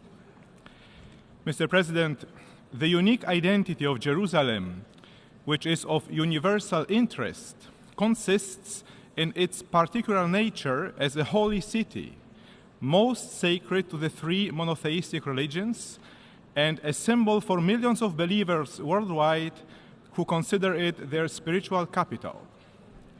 Its significance goes beyond the question of borders, and this reality should be considered a priority in every negotiation for a political solution. The Holy See, therefore, calls for a peaceful resolution that respects the nature of Jerusalem, its sacredness and universal value, and reiterates that only an internationally guaranteed status can preserve its unique character and be an assurance of dialogue and reconciliation for peace in the region. Thank you, Mr. President. I thank the observer for the observer state for the Holy See. We have heard the last speaker in the debate on this item. I'd like to inform delegations that the debate on the item has concluded. As such, statements will therefore be limited to explanation of vote. In this regard, I'd like to recall that in accordance with Rule 88 of the Rules of Procedure of the General Assembly, the proposer of a proposal is not permitted to explain their vote on their own proposal. The Assembly will now take a decision on draft resolution A/ES-10/L22, entitled Status of Jerusalem. For your information, the draft resolution has closed for e-sponsorship. I now give the floor to the representative of the Secretariat. Thank you, Mr. President. I should like to announce that since the submission of the draft resolution, and in addition to those delegations listed on the L document, the following countries have also become co-sponsors of A/ES-10/L22. Algeria, Bahrain, Bangladesh, the plurinational state of Bolivia, Brunei Darussalam, Cuba, Djibouti, Ecuador, Egypt, Gambia, Indonesia, Iraq, Jordan, Kuwait, Lebanon, Libya, Malaysia, Maldives, Mauritania, Morocco, Oman, Pakistan, Qatar, Saudi Arabia, Senegal, Sudan, Syrian Arab Republic, Tunisia, United Arab Emirates, Uzbekistan, Bolivarian Republic of Venezuela, and State of Palestine. I would also like to inform delegations that Afghanistan and Mali have withdrawn their sponsorship. If any other countries wish to co-sponsor A/ES/10/L22, please signify now by pressing the microphone button.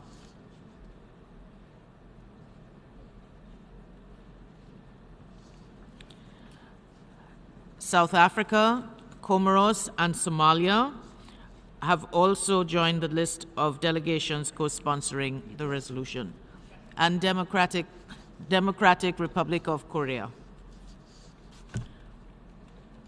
Any others? Thank you, Mr. President. Thank you. A recorded vote has been requested. We shall now begin the voting process. Those in favor of draft resolution A/ES-10/L22, please signify. Those against? Abstentions? The General Assembly is now voting on draft resolution A/ES-10/L22, entitled Status of Jerusalem. Will all delegations confirm that their votes are accurately reflected on the screen?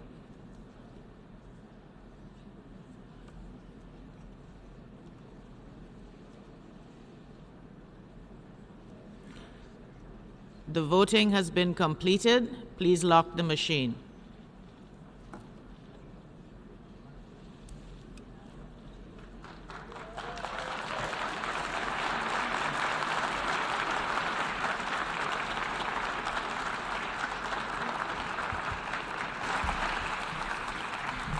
The result of the vote is as follows. In favor, 128. Against, 9. Abstentions, 35. Draft Resolution A/ES-10/L22 is adopted.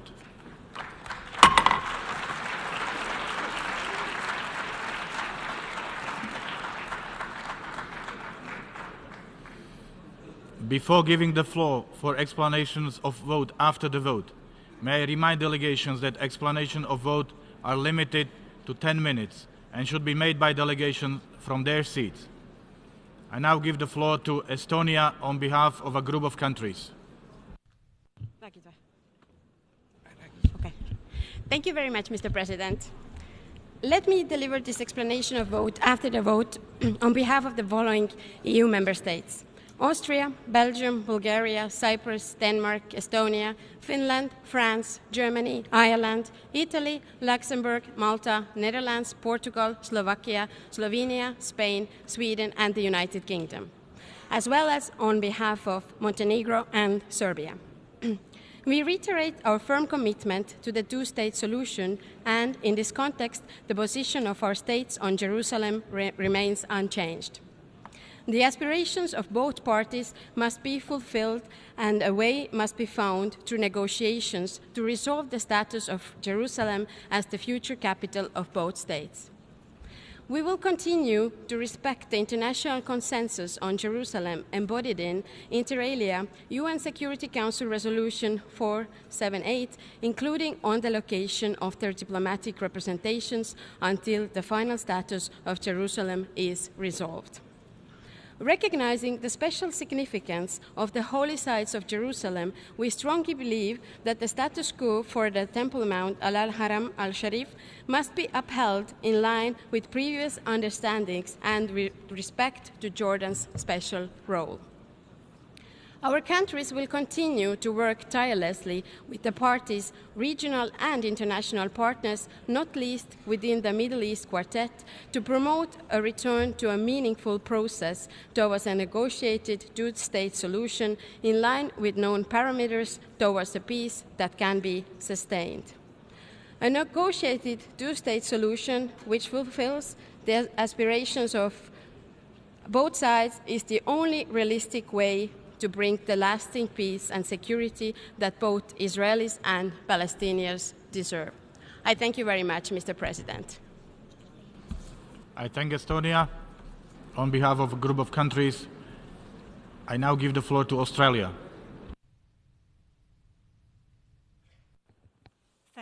Thank you, Mr. President. Australia has a long-standing commitment to a two-state solution in the conflict between Israel and the Palestinians. This has been articulated at the highest levels of the Australian government and reconfirmed in recent weeks. There is much in this resolution with which we agree. We agree that Jerusalem is a final status issue to be resolved through negotiations, and Australia will maintain its diplomatic representation to Israel in Tel Aviv and its representation to the Palestinian Authority in Ramallah. We also agree with the call for an intensification of efforts aimed at achieving a comprehensive, just and lasting peace. Australia does not support unilateral action by either side of this conflict. We consider that such actions undermine the peace process. We do not, however, consider that this further resolution, in addition to the many on the peace process issued by the General Assembly each year, helps bring the parties back to the negotiating table. We do not wish to see any party isolated from the process, and so we have abstained on this occasion. We also wish to see the United States of America continue to play a leadership role in seeking a resolution to the conflict. Although we are under no illusions that finding a resolution to the conflict will be easy, our firm and sincere hope is that Israel and the Palestinians will return to the negotiating table as soon as possible, and we continue to encourage them to do so. Thank you, Mr. President. I thank Australia. I give the floor to Paraguay.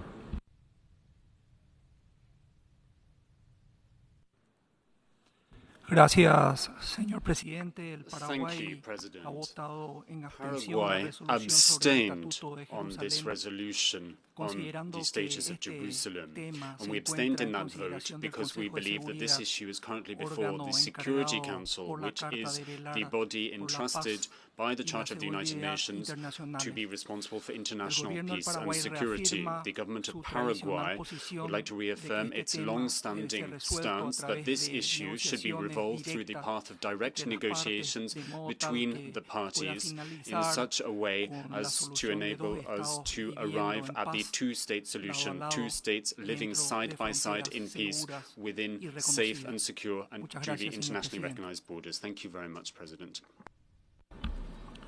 I thank Paraguay. I give the floor to El Salvador. Thank you very much indeed, President. I am taking the floor to provide this explanation of vote after the vote on the draft resolution entitled Status of Jerusalem that is to be found in document A/ES-10/L22 as recently adopted by this emergency special session of the General Assembly. On this particular issue, I would like to begin by reiterating El Salvador's unwavering support for a negotiated solution that takes the form of two states in which Israelis and Palestinians can live together in peace under the principles of the Charter of the United Nations and in full respect for all resolutions of the Security Council. Over the last few years and in all the resolutions adopted by the various commissions and committees and within the plenary of the General Assembly, El Salvador has been steadfast in its support of this view, of this end goal. Without prejudice to the content of the resolution that we have just adopted, that was submitted jointly by the Arab League and the Organization of Islamic Cooperation, we note a growing practice within the General Assembly in which texts are submitted for consideration by the membership without allowing even the barest minimum of space for previous discussion, and this includes texts that are submitted for a vote. We believe that the submission of draft resolutions to the General Assembly needs to go hand in hand with a minimum period of time for open consultation with all member states of this organization, irrespective of and without prejudice to the nature of the emergency nature, of this session. This lack of space for an open discussion in advance in the General Assembly is what compels my delegation to voice its view that we wish to make it clear that this cannot generate a precedent in the working methods of this body, as this body is the most representative and democratic body of our entire House. Therefore, and without prejudice to the position that my country might have taken if we had been presented with a text on which we could have engaged in consultations, El Salvador decided to abstain in this vote to demonstrate its unhappiness with the procedure followed in dealing with this draft. We reiterate once again that this should not cast any doubt on our support for dialogue and the path of multilateralism as the only way for solving conflict and global challenges. And it should in no way detract from El Salvador's appeal to all parties involved to exercise restraint and responsibility in their actions and decisions and to make headway towards concrete and tangible solutions on the ground. Thank you very much, President. I thank El Salvador. I give the floor to Argentina. Thank you, President.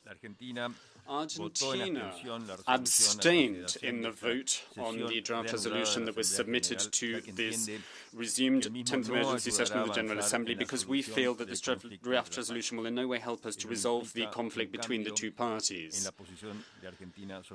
And this does not imply any change in Argentina's long-standing view of this particular situation. We lend our unwavering support to a lasting, definitive, peaceful solution to the question on Palestine, which is to be found on the basis of a two-state solution living within the pre-1967 borders. And the parties shall determine any changes to that through the process of negotiations alone. Argentina is a strong and steadfast supporter of all attempts to try and bring about peace and stability in the Middle East. We urge regional actors and friends of Israel and of Palestine to work in a constructive spirit in order to persuade the parties to be able to move forward in solving their differences and their disputes so that direct negotiations can resume. For that to take place, we will need to make a joint and collective effort in order to promote and uphold the two-state solution as enshrined in the relevant resolutions of this, the General Assembly, and of the Security Council, and as also contained in the Arab Peace Initiative and in the Quartet Roadmap. Thank you very much indeed, President. I thank Argentina. I give the floor to Romania. Mr. President, Romania underlines the need for a just and long-lasting solution of the Israeli-Palestinian conflict through the implementation of the two-state solution, Israel and Palestine living side by side in peace and security as the only viable solution capable to guarantee the fulfillment of both sides' aspirations. Jerusalem represents a central theme in the peace negotiations, and its status must be decided by a direct agreement between the two parties involved, as underlined by both the European Union and the United Nations and the US administration as well. Romania's position concerning the status of the city of Jerusalem complies with the provisions of the international legislation and the relevant resolutions of the Security Council and the General Assembly. Expressing its concern towards the possible negative repercussions on the security climate in the Middle East, Romania is calling for calm and encourages the parties to resume direct dialogue in order to move forward the peace process. We consider time has come for renewing the international efforts in order to relaunch the peace process in the Middle East, and in this regard, we look cautiously to the moment of launching this resolution. Thank you. I thank Romania. I now give the floor to Canada. Monsieur le Président. Thank you, Mr. President. Canada has opted to abstain. Canada remains steadfastly committed to a just, holistic, and lasting peace in the Middle East. This includes the establishment of a Palestinian state living side by side with Israel in peace and security. Canada is of the view that the status of Jerusalem is a part and parcel of the question of the final status question. This is our long-standing position, and it is that the status of Jerusalem can only be settled within the framework of a comprehensive settlement to the Israeli-Palestinian conflict. Canada continues to support building the conditions necessary for the parties to find a peaceful solution. We are disappointed that this resolution is one-sided and does not advance prospects for peace to which we aspire, which is why we have abstained on today's vote. Mr. President, we also take this opportunity to emphasize the importance of the city of Jerusalem to the three monotheistic religions. Denying the connection between Jerusalem and the Jewish, Muslim, and Christian faiths undermines the integrity of the site for all. We also reiterate the need to maintain the status quo at Jerusalem's holy sites. Canada calls for calm and firmly condemns the violence, terrorism, and targeting of civilians witnessed in the past weeks. Thank you. I thank Canada. I now give the floor to Nicaragua. Señor President, Nicaragua, al explicar su voto in afirmativo explaining its al vote proyecto de in resolución favor of the APRETA draft resolution A/ES-10/L22 expresa su profunda preocupación would like to voice its deep-rooted concern and its rebuttal of recent unilateral actions and attempts to try and modify the character, status, and demographic composition of the city of Jerusalem. Such unilateral actions are a blatant violation of the relevant resolutions of the General Assembly and of the Security Council of the United Nations, including Resolution 2334 dated December 2016. This resolution makes it abundantly clear that no change shall be recognized to the 4th of June 1967 borders, including as that pertains to East Jerusalem, unless such changes are agreed to directly by the parties to the conflict. It is regrettable that the resolution submitted to the Security Council Council on Monday by the Arab Republic of Egypt on the status of Jerusalem was not adopted by that body, which was thumbing one's nose at the voice of the international community and sets a dangerous precedent for international law. The solution of the Palestinian question and the status of Jerusalem compels us all to act with urgency, and it also calls for urgent negotiations on the basis of compromise and commitment, and framed by the relevant resolutions of the United Nations. Nicaragua would like to reiterate that such unilateral actions as we've seen in the recent past jeopardize peace and stability in this region and draw us further and further away from a solution to the situation in the Middle East.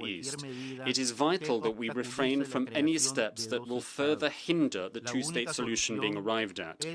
The only solution to this question is the two-state one, a state of Israel and a state of Palestine, living within the 1967 borders and with East Jerusalem as the capital of the state of Palestine, a situation in which both countries can enjoy their rights and their freedoms and live together in harmony, security and cooperation and in lasting peace.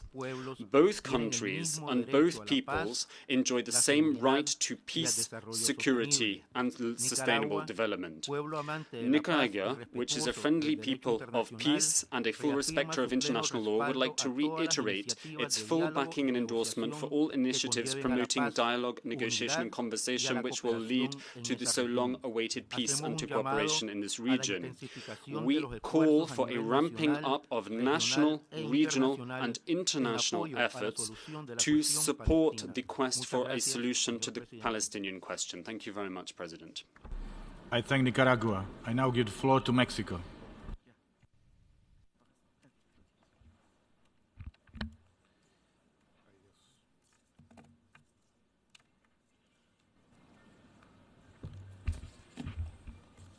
Gracias, señor presidente. Thank you, President. Señor presidente, President, Mexico abstained in this vote because we are alarmed about the distortion that is taking place of the legitimate quest for peace between Palestine and Israel. Today, we are further away than ever before from reaching an agreement. We are certainly no closer. Mexico does not see it as positive or useful to the peace process that a unilateral declaration has taken place to recognize Jerusalem as the capital of Israel. Nor do we believe it to be useful, and we see as disproportionate to convene an emergency session of the General Assembly in order to reject said unilateral declaration. The United States needs to be part of the solution to the conflict between Palestinians and Israelis, and it should not become a stumbling block, or indeed a further stumbling block, that would hamper progress. We call for calm and restraint on all sides.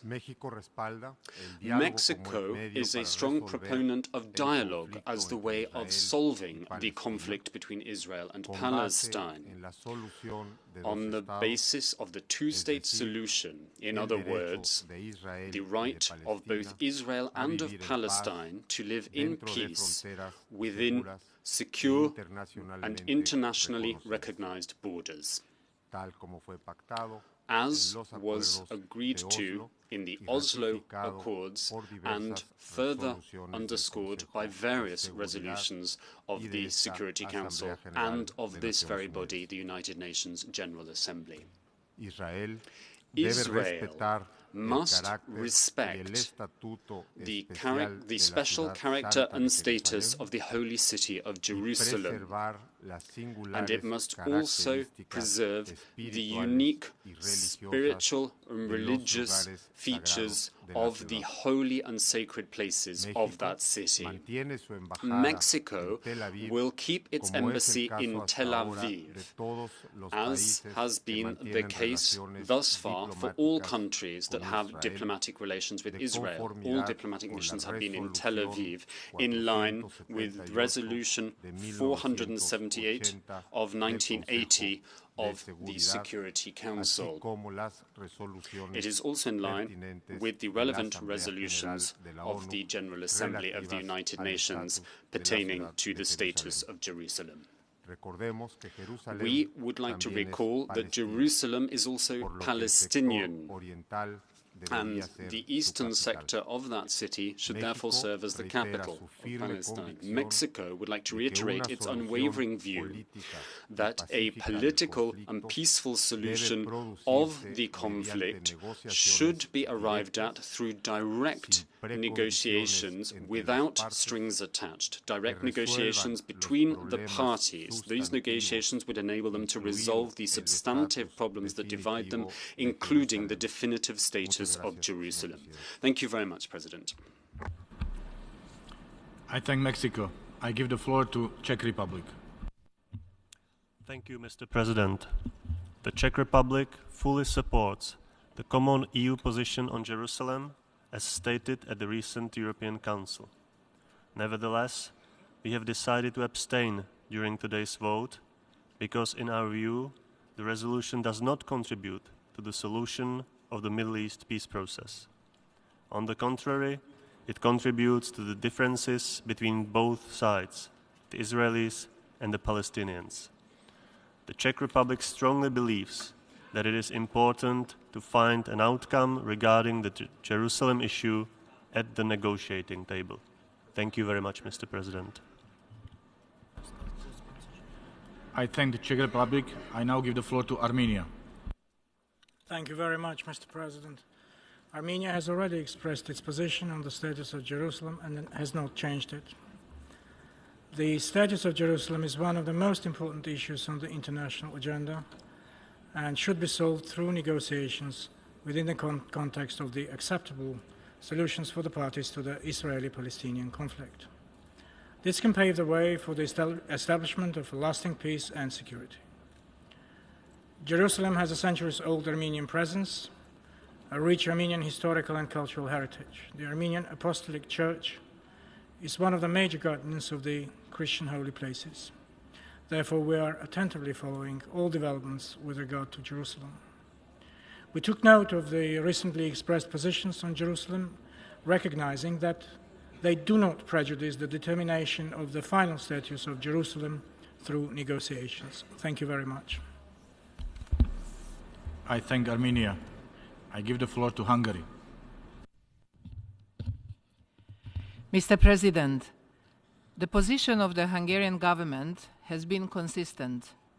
Hungary doesn't comment the foreign policy decision of the UN administration. The position of the Hungarian government regarding the Middle East peace process remains unchanged. I thank you, Mr. President. I thank Hungary. I give the floor to Latvia. Mr. President, Latvia's position remains unchanged. Latvia considers that peace in the Middle East can be achieved through two-state solution to be achieved in Israeli-Palestinian talks, taking into account the interests of both sides.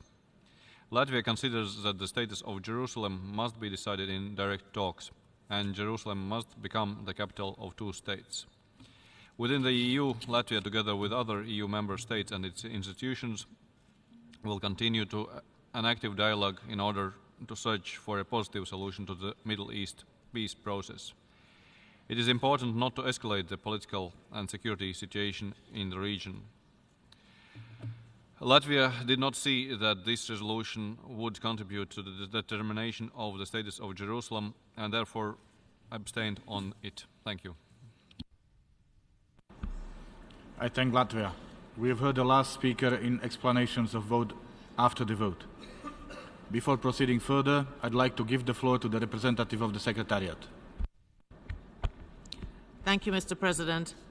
I would like to inform delegations that Afghanistan remains an additional sponsor of the draft resolution. Due to a miscommunication, the Secretariat had erroneously announced that Afghanistan had withdrawn its sponsorship. Thank you, Mr. President.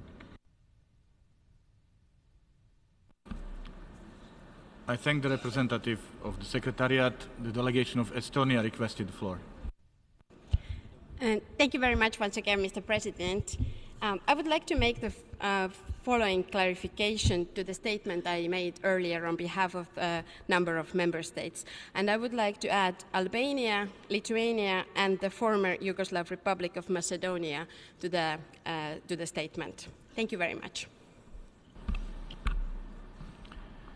I thank the delegation of Estonia.